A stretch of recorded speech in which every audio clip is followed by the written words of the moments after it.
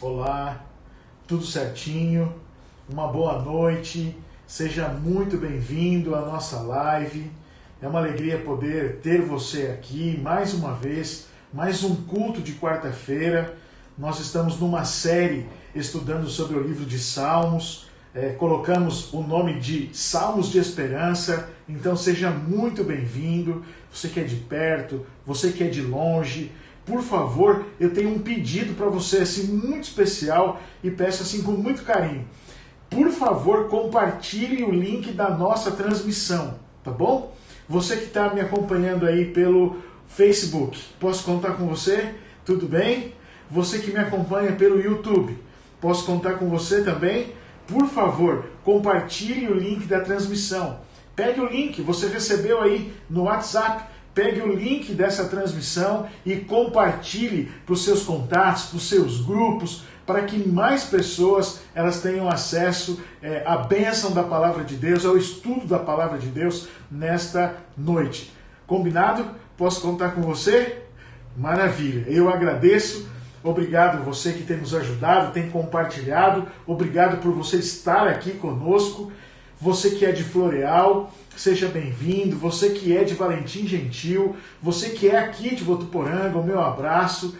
Você que é talvez de longe, né? Sempre tem pessoas de fora nos assistindo, do Rio de Janeiro, de Rio Preto, de Franca, de São Carlos. Sejam todos bem-vindos. É uma alegria poder receber você aqui na nossa live da igreja ou do distrito de Votuporanga. Um recadinho, eu não estou ao vivo hoje, este vídeo ele foi gravado por uma razão, nós estamos em concílio hoje e amanhã, e então não seria possível eu pregar ao vivo, mas estou gravando esse vídeo e gravei esse vídeo hoje, no dia de hoje, tá bom? No dia 9, para que chegasse aí até você, tá? Você está assistindo, embora seja gravado, mas foi feito hoje, era o vídeo, era o sermão que nós iríamos estudar nesta noite. Sendo assim, não tem como eu interagir com você para ler o seu pedido ou mesmo ler o seu agradecimento. Mas eu vou insistir aqui, embora eu não leia agora na transmissão, depois eu vou ler e eu quero orar por você. Então, se você tem um pedido ou se você tem um agradecimento, por favor, escreva aqui. É um agradecimento? Apenas escreva gratidão. E eu vou orar por você, agradecer a Deus, porque Deus tem atendido o clamor da nossa oração. Pastor, eu tenho um pedido especial. Por favor, escreva aí o seu pedido.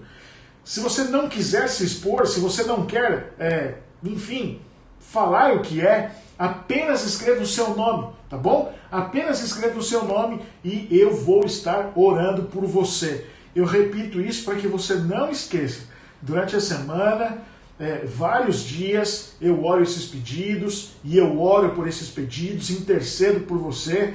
Por isso é muito importante que você deixe registrado aqui o seu pedido, também o seu motivo de agradecimento, de gratidão a Deus. Por favor, escreva. Não deixe de contar aquilo que Deus fez e também não deixe de pedir a bênção do Senhor. Nós vamos orar e, é lógico, talvez não dê tempo de todos escreverem, mas eu insisto, por favor, escreva. Nós vamos fazer uma oração e não esquece que durante essa semana eu estarei orando por esses pedidos. Enquanto você escreve a minha palavra aqui de gratidão a você que é membro da Igreja Central de Votuporanga e também a você que é membro da Igreja de Valentim Gentil. Nós, e agora vou dar o crédito aqui, o Kleber elaborou uma pesquisa e nós lançamos essa pesquisa tanto para a Igreja Central quanto para a Igreja de Valentim Gentil. Nós gostaríamos de saber, ter uma resposta de como está a nossa transmissão, se nós vamos voltar, quando que nós devemos voltar. Vocês responderam.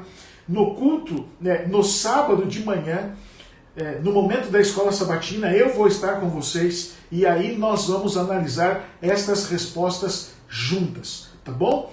No sábado que vem, quem prega para nós é o pastor Mota, ele que será o pregador do sábado que vem, tá bom? Então, até lá, você fica aí na expectativa, nós estamos preparando aí uma forma de mostrar essas respostas para vocês e interagirmos e juntos nós decidirmos a respeito da nossa igreja. Então, eu tenho um pedido especial para fazer para você. Por favor, ore para que Deus nos dê sabedoria, para que Deus nos dê entendimento, para que a gente saiba exatamente o momento certo de voltar. Nós pensamos numa data, gostaríamos de abrir a igreja no primeiro sábado de outubro, porém é apenas uma estimativa, nós ainda não decidimos. Por isso você respondeu um questionário, por isso nós teremos aqui reuniões com os anciãos, com a comissão da igreja, e juntos nós vamos decidir se de fato voltaremos agora no primeiro final de semana de outubro ou se vamos esperar mais alguns dias. Por isso, ore para que Deus nos dê sabedoria, nos dê discernimento. Eu sei, querido, que tem muitas pessoas que ficam pressionando para a gente abrir a igreja logo. Alguns até falam assim, por que não abriu ainda? Mas, querido, tudo no seu tempo, tudo na sua hora. Nós agimos com muita prudência até aqui, não é agora que a gente vai agir no impulso, na emoção, tá bom? Então eu conto com a sua oração para que Deus nos ajude a tomar aí as decisões que sejam as melhores para a igreja, para você, para o avanço do reino de Deus aqui nessa terra. Posso contar com a sua oração? Tudo certinho? Então feche os seus olhos. Já escreveu? Se você não escreveu, escreva o seu pedido, o seu agradecimento. Feche os seus olhos, nós vamos fazer uma oração. Pai querido, nosso Deus, muito obrigado, Senhor, por mais esse dia. Obrigado porque o Senhor tem cuidado de nós, obrigado porque o Senhor tem ouvido o clamor do nosso coração e nós te louvamos, nós te agradecemos por tudo o que o Senhor tem feito na nossa vida. Com certeza o Senhor tem suprido as nossas necessidades, nós te louvamos. O Senhor tem nos protegido, tem nos guardado. Queremos te louvar, te agradecer por todo o teu cuidado. Mas também, Pai, hoje é um culto de oração. E nós também trazemos os pedidos, os anseios, os desejos do nosso coração. E queremos colocar nas tuas mãos. Queremos ter a certeza de que a sua vontade vai se cumprir na nossa vida. Queremos ver o teu poder se manifestar na nossa vida. No nosso coração, na nossa mente, há vários pedidos. São pedidos em relação à saúde emocional, à saúde física, à saúde espiritual, talvez alguém procurando um trabalho ou um outro trabalho, enfim, alguém que ora por um filho que está perdido, que está no mundo. Pai, são vários os pedidos que temos. Nós colocamos tudo nas tuas mãos, suplicando mais uma vez que o seu poder se manifeste na nossa vida. Vamos abrir a tua palavra, vamos estudar mais um salmo. Por favor, que o teu Santo Espírito tenha acesso ao nosso coração, fale a nós agora através da tua palavra, nós oramos no nome de Jesus. Amém, Senhor Deus. Amém. Muito bem, nós estamos estudando o livro de Salmos e hoje nós vamos estudar o Salmo 121 e eu dei um título para esse sermão de hoje. O título é O Peregrino. O Peregrino. É o Salmo 121 e logo você vai entender por quê. Porque o Salmo 121 é um salmo de romagem. É um salmo que era cantado pelos judeus quando eles então caminhavam para as festas em Jerusalém. Olha só, das dicas que eu recebi, lembra que sempre eu tenho falado para você, qual é o salmo que você gostaria que nós estudássemos aqui? E algumas pessoas respondem. Das dicas que eu recebi, nós estudamos todos. Então, eu insisto, você que está nos assistindo, qual é o salmo que você gostaria que nós estudássemos juntos aqui? Escreva aí apenas o número do salmo, tá bom? Para que a gente tenha um momento aqui de estudo, para que a gente olhe de forma assim mais profunda para esse salmo, para a mensagem desse salmo e tire lições para a nossa vida. conto com você, tá bom? Então, hoje, nós vamos estudar o Salmo 121, como eu estava falando, é um salmo de romagem. O autor deste salmo foi o rei Davi. E quando que Davi escreve esse salmo? Quando ele escreveu? Você já percebeu que tem alguns salmos que é muito fácil nós descobrirmos a sua autoria, descobrir a data, o contexto, o momento que ele foi escrito. Outros salmos já não são tão fáceis assim. Mas o Salmo 21, nós temos quem foi o autor, aonde ele escreveu e quando ele escreveu. E eu quero ler com você no livro Patriarcas e Profetas, na página 664, olha só o que diz o livro. Davi não pôde estar presente ao sepultamento de Samuel, mas chorou tão sentida eternamente como um filho fiel o poderia fazer por um pai dedicado. Sabia que a morte de Samuel rompera um outro laço que restringia as ações de Saul e sentiu-se menos livre de perigo do que quando o profeta vivia. Enquanto a atenção de Saul estava ocupada em lamentação pela morte de Samuel, Davi aproveitou o ensejo para procurar um lugar de maior segurança. Assim, fugiu para o deserto de Parã. Foi ali que ele compôs os Salmos 120 e também o Salmo 121. Temos o contexto, sabemos o que estava acontecendo exatamente quando Davi escreveu este salmo. E ele escreve este salmo exatamente no momento em que ele perde o seu refúgio, o seu apoio terrestre, que era o profeta Samuel. Ora, ele não pôde sepultar, ele não pôde ir ao enterro do profeta Samuel, porque Saul o perseguia. Mas de longe, ele se condoeu, de longe ele chora a morte de um amigo.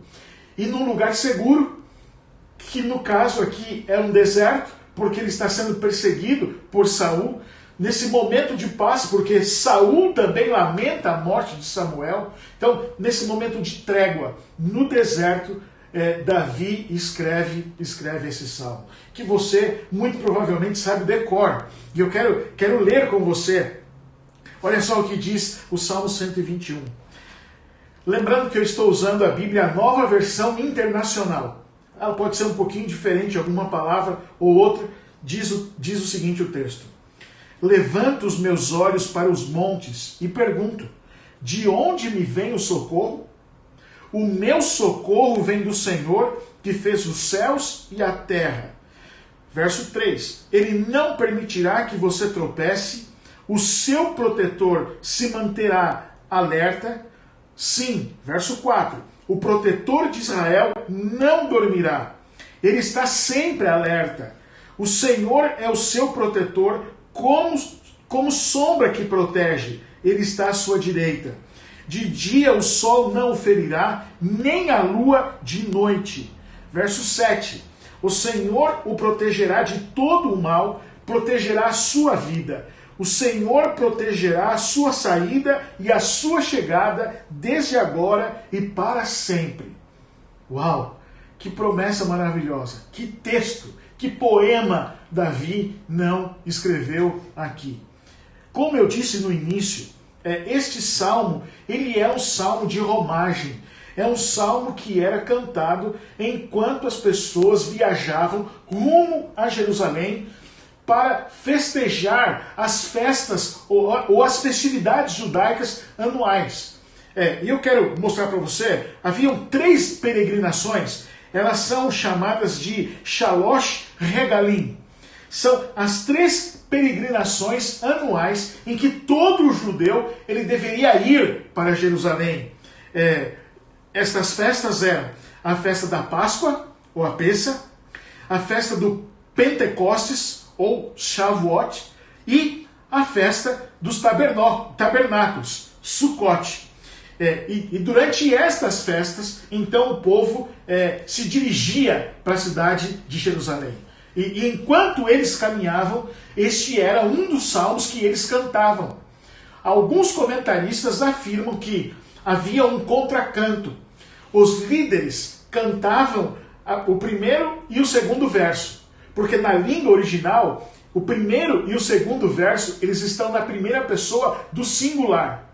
Já o restante do poema, ele está escrito na primeira pessoa do plural. Então, alguns comentaristas sugerem que os líderes cantavam uma parte e aí então as outras pessoas respondiam aquele canto com um contracanto.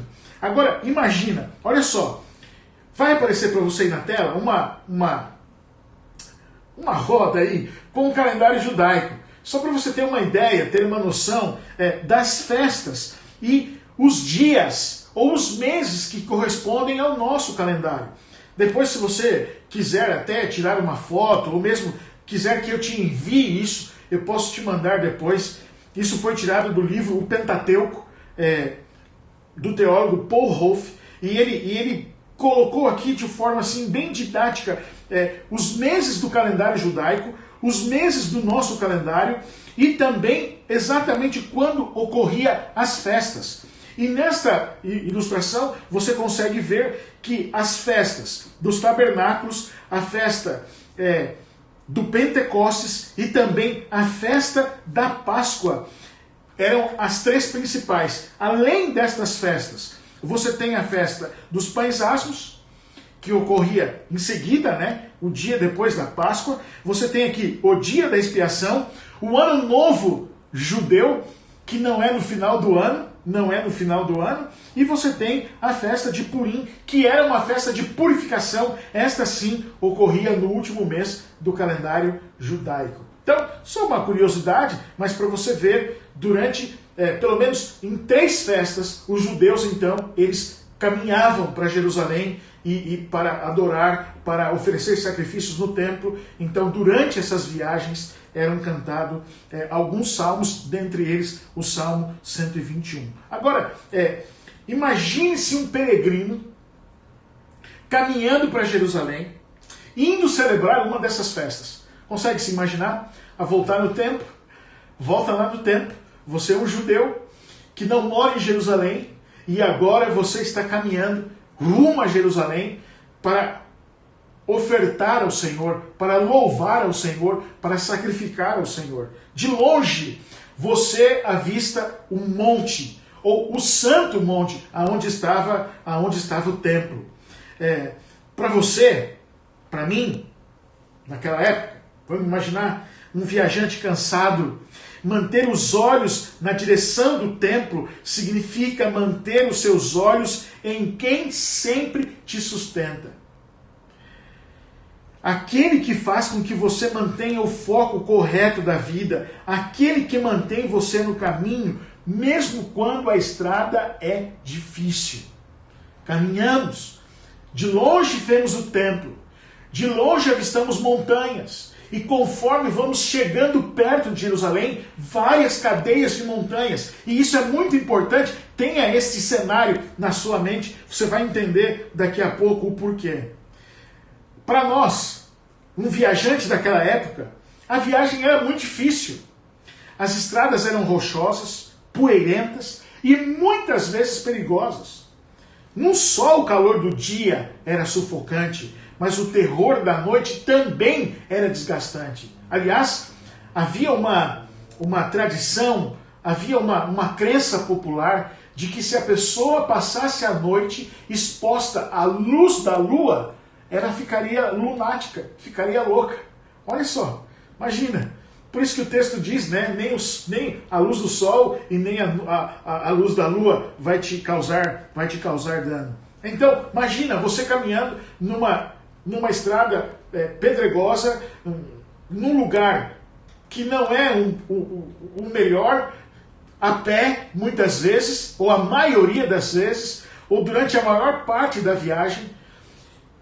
A pessoa não ia sozinha, elas iam com suas famílias. Então imagina, mulheres, crianças, pessoas mais idosas, pessoas mais jovens, todos caminhando. Você consegue imaginar esta cena? Manter os olhos no Senhor e confiar na sua proteção não era apenas um benefício extra, mas uma necessidade para esses viajantes cansados. Olha que interessante. Nós lemos o Salmo e o pensamento recorrente, a palavra mais importante do Salmo é a palavra guardar. Na sua tradução, na tradução que eu li aqui, a palavra proteger. Ela é repetida 6 vezes nos últimos 5 versos. A repetição desta palavra, ela é proposital. Ela evidencia o cuidado amoroso de Deus e dessa forma tira toda a sombra de dúvida, medo e ansiedade a respeito da viagem. Então, por isso era cantado, e a repetição da palavra de alguém superior que guarda, alguém superior que protege durante o caminho, independente qual seja o caminho, independente qual seja as circunstâncias do caminho, eu vou ter a proteção, eu vou ter a guarda de Deus. Vamos voltar ao Salmo? Vamos ler agora devagar e vamos comentar algumas partes. Vamos ler de novo o verso 1 e o verso 2. Diz: levanto os meus olhos para os montes e pergunto, de onde me vem o socorro? O meu socorro vem do Senhor que fez o céu e a terra. Olha só que interessante. O cume dos montes na Palestina eram utilizados pelos pagãos para a edificação de altares idólatras. E era muito comum no caminho, enquanto eles caminhavam ali rumo a Jerusalém e passavam por esses montes, era muito comum eles olharem para em cima, para o cume desses montes e verem ali altares erguidos a deuses pagãos, às vezes com fogo e às vezes pessoas ali adorando. Agora, o Salmo diz que ele, o viajante, o peregrino, ele eleva os olhos para os montes. Porém, o socorro dele não vem dos montes. Ou seja, é um vívido contraste entre uma fé pagã da fé no verdadeiro Deus. Eu olho para o monte e eu clamo, de onde me vem o socorro? Ora, o socorro não vem do monte, o socorro vem do Senhor, o que fez os céus e a terra. Olha o verso 3 e o verso 4. Ele não permitirá que você tropece. O seu protetor se manterá alerta. Sim, o protetor de Israel não dormirá. Ele está sempre alerta. Querido, eu gosto demais desse texto. É um dos meus textos prediletos da Bíblia. O fato de saber que o Deus de Israel não dorme. E eu penso nisso.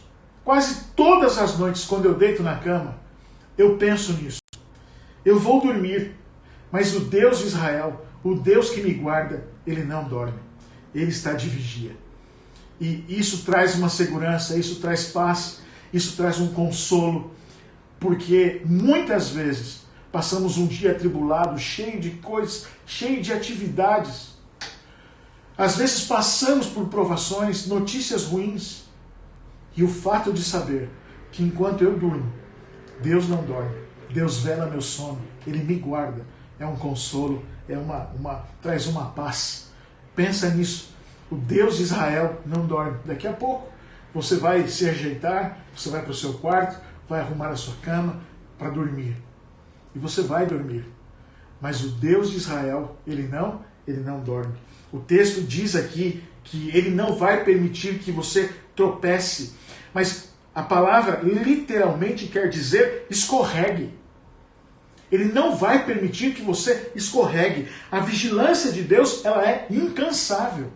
Ou seja, você vai caminhar pelo caminho, não importa qual seja ele, não importa qual é a circunstância que você viaja, que você caminha, e você estará seguro nas mãos de Deus, e Ele não vai permitir que você escorregue.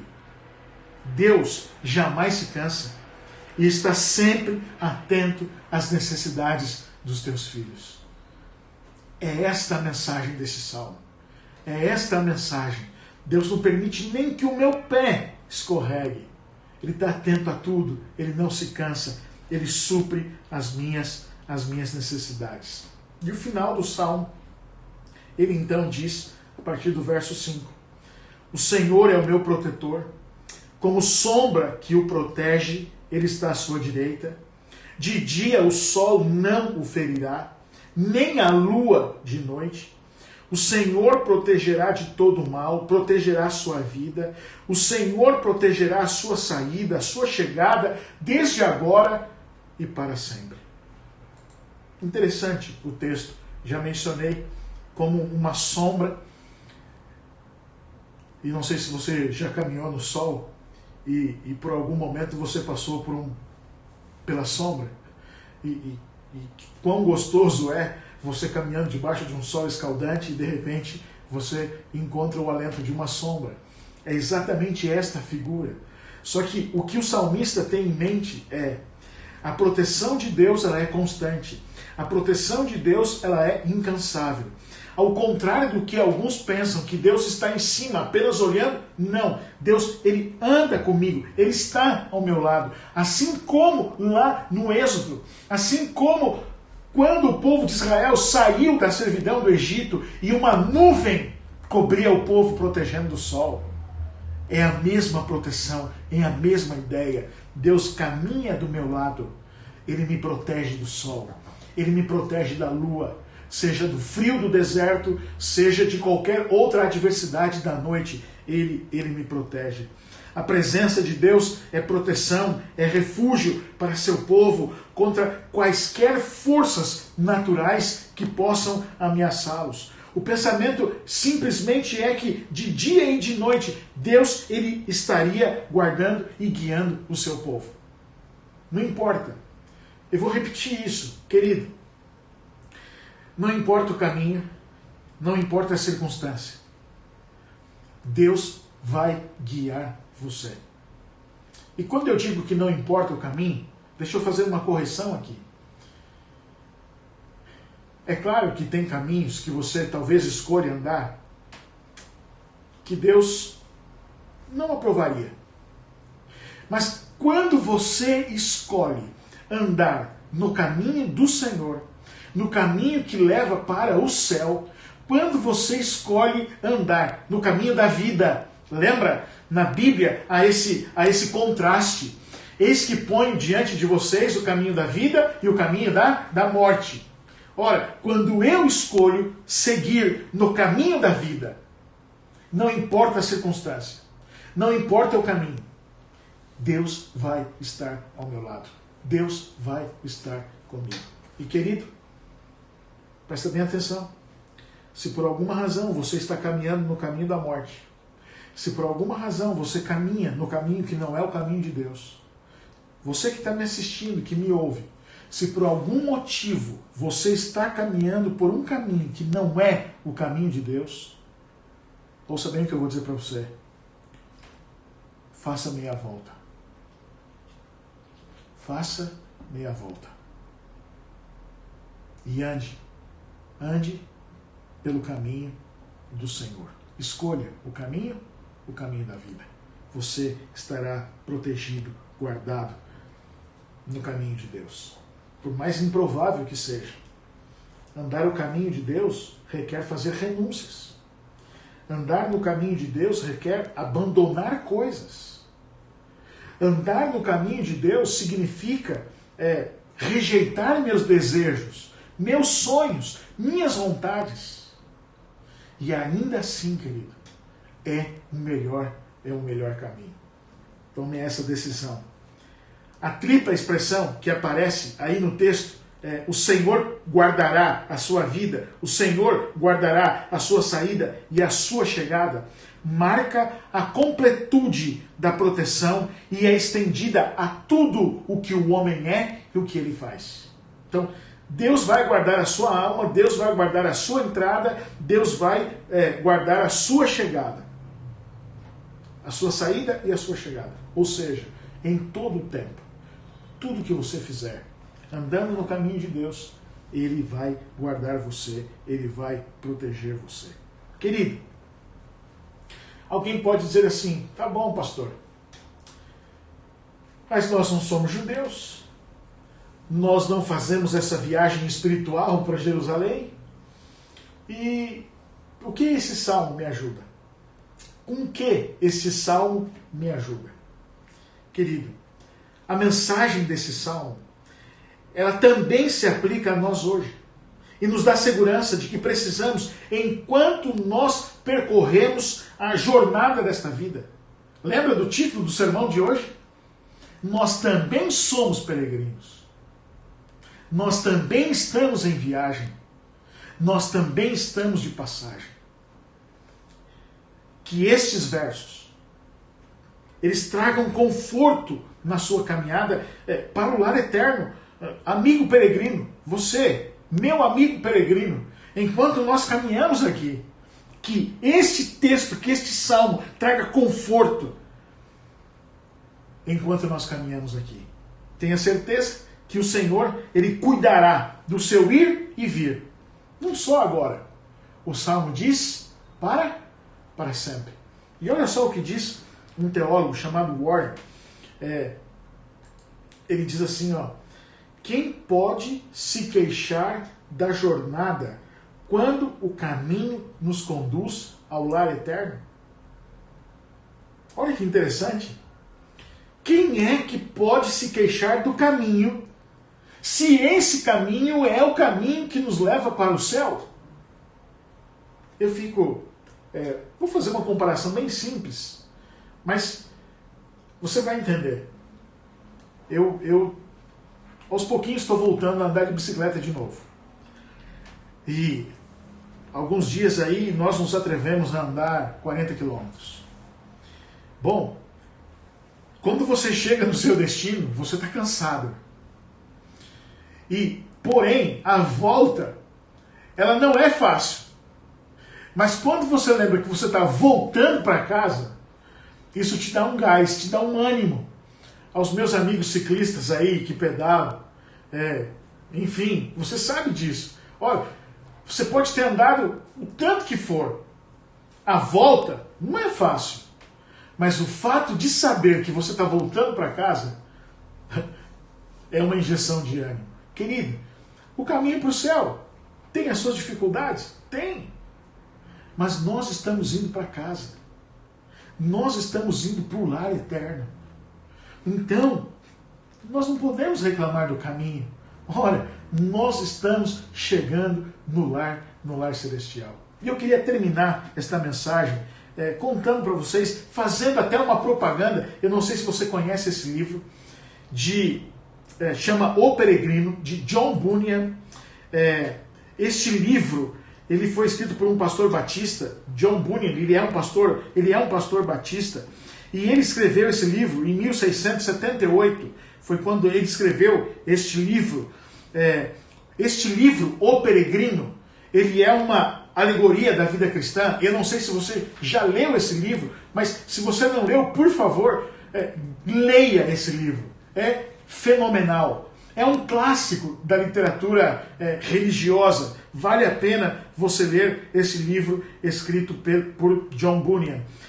Desde a sua publicação, o livro jamais deixou de ser impresso. Então, desde 1678 até hoje, o livro nunca deixou de ser impresso.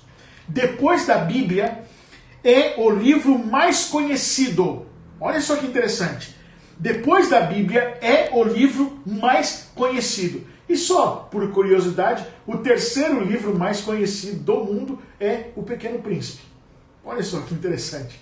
Bíblia, O Peregrino, O Pequeno Príncipe. Até na China, o livro O Peregrino já foi publicado num único dia. Se produziu 200.000 cópias e foram distribuídas. O jovem peregrino, e é a história do livro, chamado simplesmente de cristão. Então, o jovem peregrino recebe o nome, cristão, atormentado pelo desejo de ser livre do fardo pesado que carrega nas costas, segue sua jornada por um caminho estreito, indicado por um homem chamado evangelista, pelo qual ele pode alcançar a cidade celestial. Nessa narrativa, no livro O Peregrino, todas as personagens e lugares que o peregrino depara levam nomes de estereótipos. Por exemplo, hipocrisia, boa vontade, senhor intérprete, gigante desespero, cidade da destruição, o castelo das dúvidas. É muito legal o livro, vale a pena você ler. E todas esses nomes, esses personagens, são consoantes com os nomes que eles recebem. São características das suas personalidades. São pessoas que ele encontra durante o caminho. São lugares que ele tem que passar durante o caminho para chegar então no lar celestial. E nesse ínterim, quando ele sai de viagem sozinho, porque sua esposa não quer ir, porque a sua família o abandona, e ele então decide ir para o céu sozinho, porque a sua família não quer ir com ele, surgem-lhe várias adversidades, nas quais ele padece sofrimento, ele chega a se perder, ele é torturado, ele se afoga, mas apesar de tudo isso, ele se mantém sóbrio, encontrando auxílio em um companheiro de viagem que ele conhece, o fiel. O fiel. O fiel é um concidadão dele. Eles estão indo para o céu. Mais adiante na trama, acontece uma coisa. O fiel é executado pelos infiéis na feira das vaidades, que se opõem à busca dos peregrinos. Contudo, o cristão acha um outro companheiro, chamado Esperançoso, que mais tarde lhe salvará a vida. E eles seguem a dura jornada até chegarem ao destino almejado. Se você entendeu, a paródia aqui, a analogia, fiel, uma referência a Jesus Cristo, esperançoso, uma referência ao Espírito Santo, e ele então segue essa viagem. A obra é uma alegoria contada como se fosse um sonho, voltando-se sempre a extrair dos eventos narrados alguns ensinamentos bíblicos, da mesma forma, nos mesmos moldes das parábolas bíblicas. E é um livro extraordinário, você deveria ler. Ele então começa a sua jornada. Ele então começa a sua peregrinação rumo ao lar celestial. Ele encontra companheiros que o desanimam, ele passa por caminhos duvidosos, perigosos. Em alguns momentos ele tem que cruzar por algumas coisas que chamam os olhos, e em algum momento ele até sente vontade de desistir do caminho, mas ele segue sóbrio, firme, passo a passo, ele segue o caminho. Um trecho desse livro, e eu quero terminar, diz: tenho guardado no meu peito uma chave chamada promessa, que poderá abrir todas as fechaduras do castelo da dúvida. O peregrino levava no coração uma chave. O nome dessa chave era promessa. E a promessa, ela quebraria, ela sanaria todas as dúvidas que surgiriam durante a sua viagem, durante a sua peregrinação. Querido, nós estamos nesta viagem. Nós estamos em peregrinação rumo a Canaã celestial. E hoje nós aprendemos mais uma promessa. Elevo os meus olhos para o monte. E de onde me virá o socorro? O socorro não vem do monte. O socorro não vem dos homens. O socorro vem do Senhor. Que você, no seu coração, também tenha essa chave chamada promessas. E todas as portas de incertezas, todas as portas de dúvidas, que elas sejam abertas pela chave da promessa. Deus prometeu estar com você até o fim da jornada. Lembra o que Jesus disse? Eis que estou convosco todos os dias, até a consumação do século. Querido, que Deus te abençoe, que Ele te fortaleça, que Ele te mantenha firme nesse caminho, no caminho do céu, e que um dia nós estejamos juntos lá. Esse é o meu desejo, essa é a minha oração. Você gostaria de permanecer firme no caminho? Você ainda entende que você é um peregrino,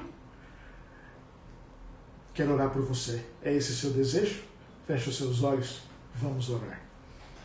Pai querido, nosso Deus, muito obrigado, Senhor, por mais uma vez estudarmos a Tua Palavra, aprendermos mais uma promessa, confirmar a certeza de que o Senhor está conosco, que o Senhor cuida de nós.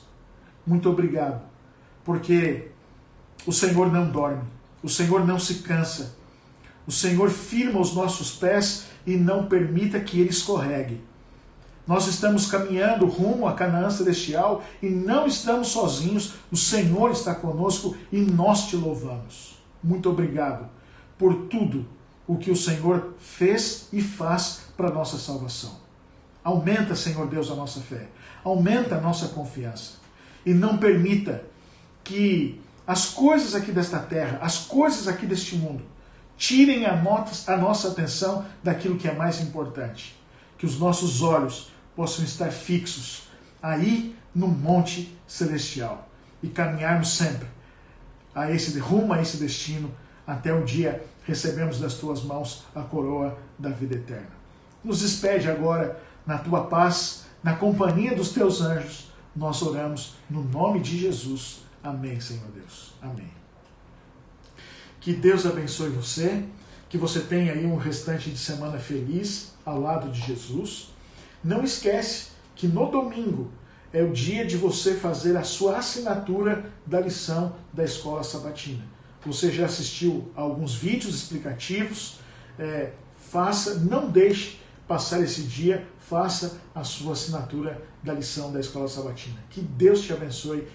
Nós nos vemos de novo, então, no sábado pela manhã.